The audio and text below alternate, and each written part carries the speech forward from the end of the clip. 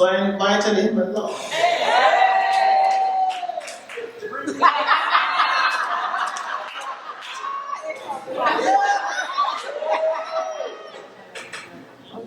So when we got to South Louis Community College, where those results were being given, I had to show them to him. But God in His awesomeness, while He was waiting for me to collect the results, He read an advertisement on the wall for applications for the University of Cambridge. So after having gone through my results, He said, "Oh, I was here and I saw something on the wall. You should apply." I said, "Me apply?" He said, "Yes, you." There's something about Eurocentrism and the superiority or perceived superiority of knowing what is and what isn't. But let's say that God had Him say to me that He knows a smart person when He sees one. And so He encouraged me to apply, and I applied.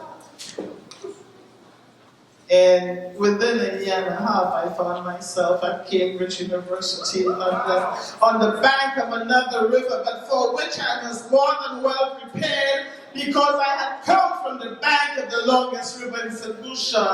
So I had everything within my being to survive.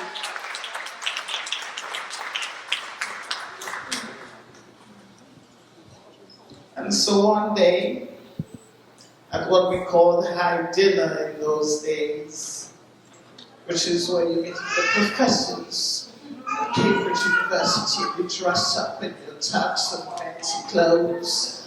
I bought something from the scholarship money that I had, looked good enough. And the professor sat across the table from me and said, "How do you feel like a minority here at Cambridge?" Wow. And girl, in those days, was I fast? A little slow. But back then, without winking, I said to him, "Where I come from, the term minority makes no socio-psychological sense to me, because I form more than 97% of my population."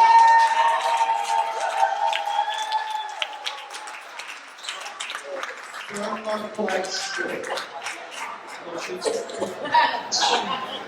And that is the kind of psychological imposition of the narrative and the reality that they poison our minds with. And if you do not guard yourself from that, then they can stifle and silence you. Say that again. Yeah. But having survived St. Joseph's Convent, I did not know that was preparation time. Correct. And I went through that process with an examiner who, when he read the first draft of my script that said how the IMF and the World Bank underdeveloped the third world, took a red pen and scribbled till I saw more red than white or black on my paper, I said, "Hello, sir, I need to have a word."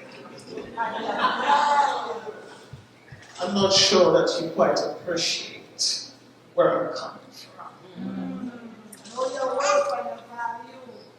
And then he said, after our meeting, "You must appreciate Cambridge is a very conservative. So if you could just tone down the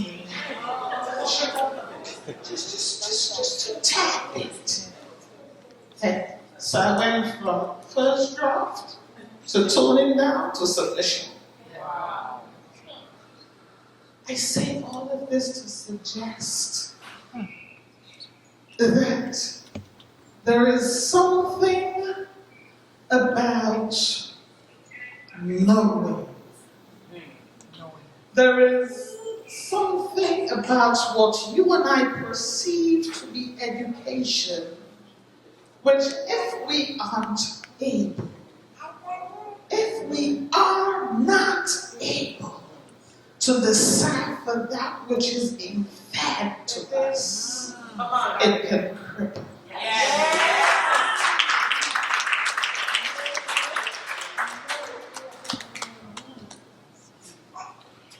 You see, that's the beauty of being a country girl. So when the country girl at 25, 26, 27 managed people who would double her age in their country with no European passport, and they wondered, why should I take orders from her? I said, you're not taking orders, honey, you're just doing your job.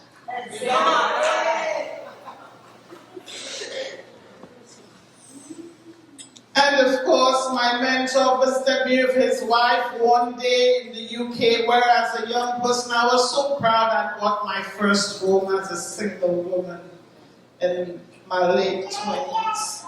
He said, how do you feel as employee 0, 1, 2, 3, 4, 5, 6 at this institution where you say you work in the city? I said, what do you mean? He said, how do you feel as employee 0, 1, 2, 3, 4, 5, 6 working with this organization in the city of London? I pondered. He said, the Caribbean needs. And that ended my 5 years in the UK, and my alma mater, University of the West Indies, says, we need someone like you come back.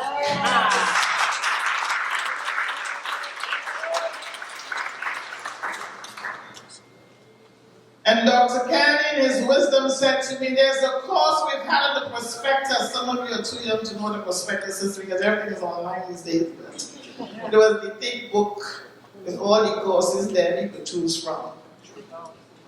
He said there's a course, GT31C, which is Foreign Affairs of the Third World. It's been on that prospectus for a while. We've not yet found someone to create it or teach it. Are you willing to create it and teach it? I said, yes, sir. I moved back to Trinidad. 8 years later, someone who had seen me maneuver on that campus called me from St. Lucia and said, your country needs you.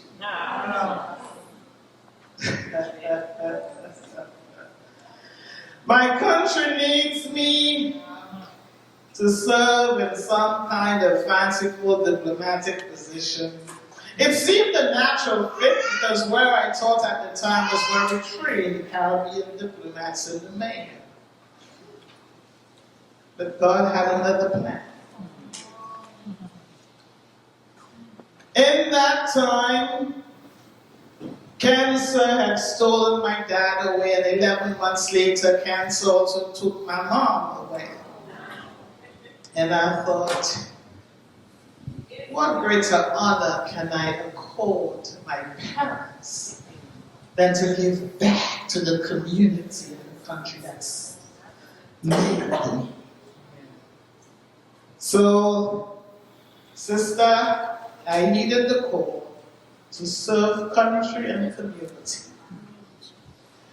And then I hit the campaign trail, and they said I'd been away for 17 years to make it sound as if I'd been on Rikers Island and I wasn't somewhere preparing myself academically, equipping myself with the requisite competency to give back.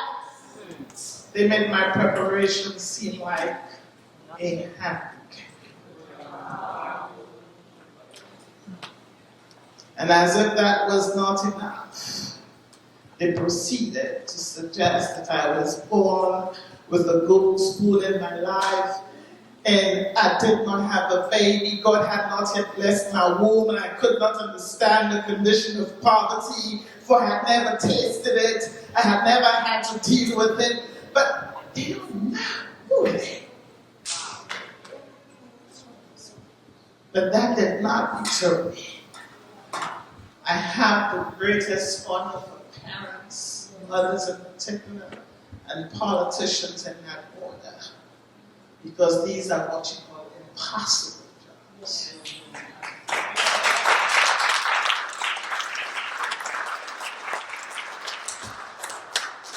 So I had to make the 17 years sound as if I was semi-idle. Delete from my CV things that would have hurt me because I would have been too qualified to serve.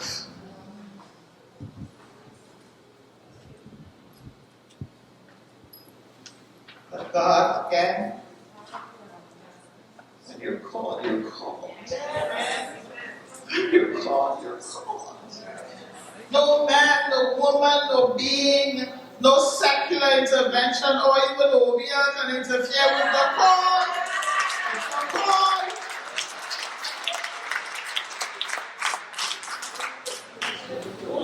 And so I gave 10 years of my life.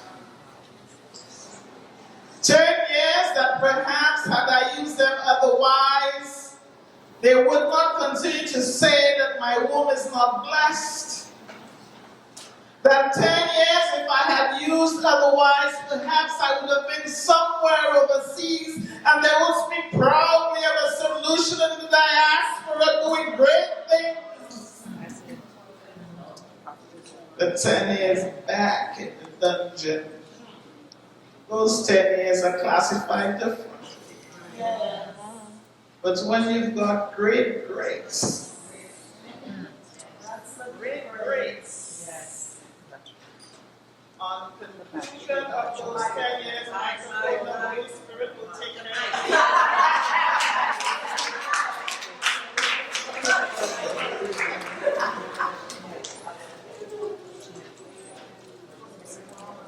When you've got, I can continue. Yes. Yes. When you've got great grace, you can graduate. You can move seamlessly and transition with head held high and say, I did that. Yes. And you can describe it whichever way you want. The legacy will live on when I will have transitioned. So when Sister Dr. Richardson started and spoke of rejection, sometimes when people reject you, you're a blessing.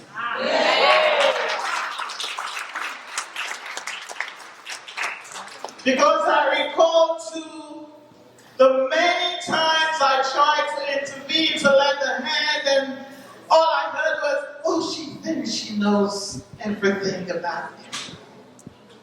Which actually is not true. The reason I'm a little bit good at the things that I do is because I know what I'm not good at, so I don't attempt them.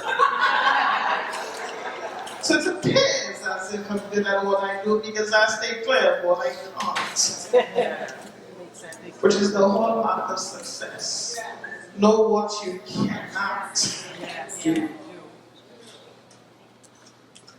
And I remember there came a time when I had to prefix every statement I said with, although you think I'm smart, although you think I think I'm smart, whichever way they used to say it, I think.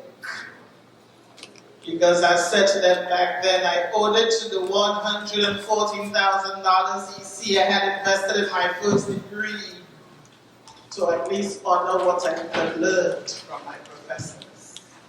But when you find yourself in a space where consistently, persistently, that just to survive, you've got to diminish yourself, the short ones don't feel too short. And you know what I mean by that? I confess that I taught for 8 years, and I taught every female diplomat to stand tall. But I got to experience firsthand that sometimes you can preach something, and sometimes you're forced to practice something else just to survive. But I survived. And now I know more than ever that the education that tells you that the certification will take you there, and you present it and you present yourself at an interview tall and proud, confident and knowing your stuff, and somehow you'll secure the job is not sufficient. It's not sufficient because what you will need is something here. Something here which is indescribable, which cannot be inscribed in word on any paper or seal, that you've got to tap into to survive. It is in here too that you will find the ingredient that you need to man up to the males who stare you in the face and say to you, but you are a woman. And what they don't understand is when I heard that says to me, I'm a super.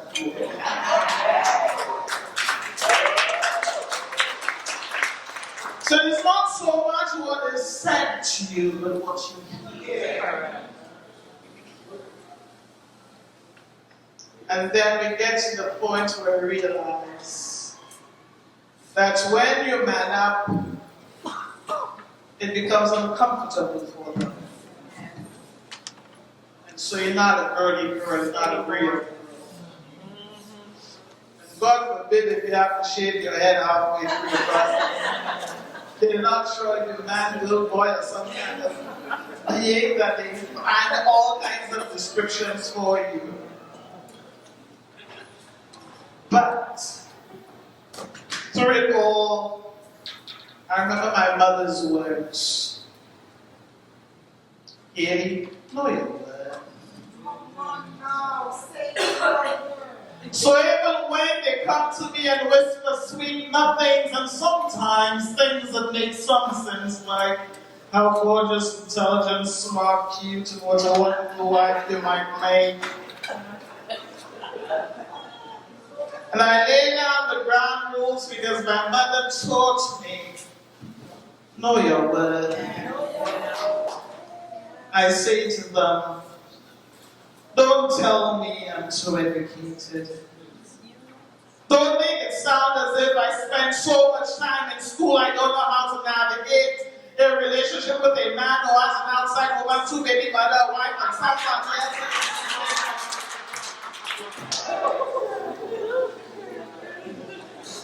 Don't tell me I'm too educated. Just tell me you love me. Thank you.